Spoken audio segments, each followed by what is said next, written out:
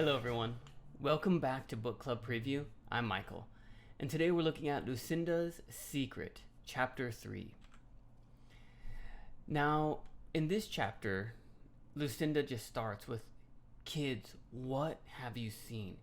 Because as Arthur Spiderwick's daughter, we can imagine that Lucinda's already seen some things. And so then they start just sharing. Oh, we've seen trolls, we've seen goblins, we've seen Thimbletack. And then Aunt Lucinda's like, "Thimbletack?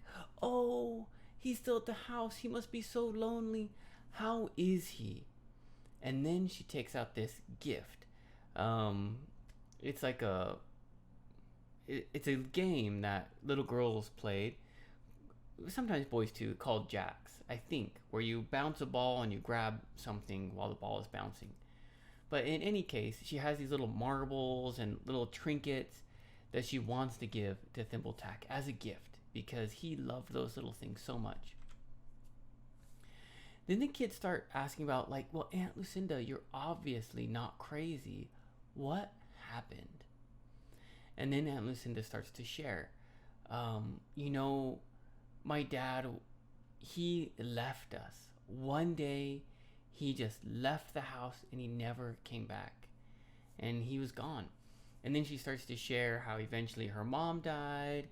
And then she went to go live with her cousin. And when she was older, she came back to live in the house that they're living at now. And when she started living at that house, things started going really bad. Problems would happen. She would get injured. At first, she'd get little pinches on her body. And her cousin would think, "Oh, Lucinda's hurting herself." But we actually know it was like the goblins and stuff. And so she's getting hurt by the fairies because they want the book. They want Arthur's book. But she doesn't have it. He's like, he took it when he left us. Well, finally, one night, the fairies come and they say, "Hey, look, we're sorry. We're not going to hurt you anymore. Here's some food." And Aunt Lucinda's like, "Oh, well, wow, thanks." She took a bite of food. It was the most delicious thing she's ever eaten. Normal food now tastes like dirt to her. If she had a human strawberry from the garden, tastes like dirt. If she eats a strawberry from a fairy, tastes wonderful. And then she was trapped. It wasn't poisoned or anything, but her body no longer liked the taste of normal food. So unless she ate fairy food, she would die. Luckily, the sprites would help her. Okay, they would come in and they would give some of their food to her. And she had little sprites that were her friends and that she played with when she was little. So one night, the fairies said they wouldn't hurt her, but I guess the goblins come and they really hurt Aunt Lucinda. And she had a really, really scary situation, an event, and she was like, "I don't have it, my dad took it." They left. When Aunt Lucinda's cousin saw her body with some scratches from the goblins on it, her cousin was like, "Whoa, she's crazy, she's hurting herself, she needs to go to a hospital." And since then, Aunt Lucinda's been in the hospital. One of the fairies, while Aunt Lucinda's telling this crazy story, goes up to Simon and has a big strawberry and says, "For you." Maybe, Simon has this connection with creatures. And Simon's like, "Whoa," not Jared, not Mallory, right? Simon. And he's looking at it. And Jared's like, "You're not going to eat that, are you?" But both of them want to eat it because it looks so beautiful, so delicious.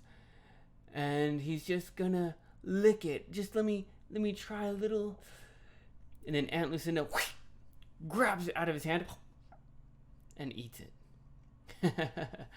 And she says, the sprites probably didn't mean any harm. It's just normal food to them.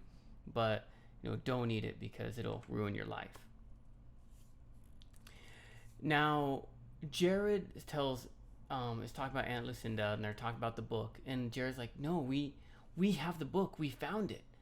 Aunt Lucinda's like, that's impossible. My dad took it with him. And he's like, no, we found the library and everything. And he unwraps his book to take it out. It's not the book.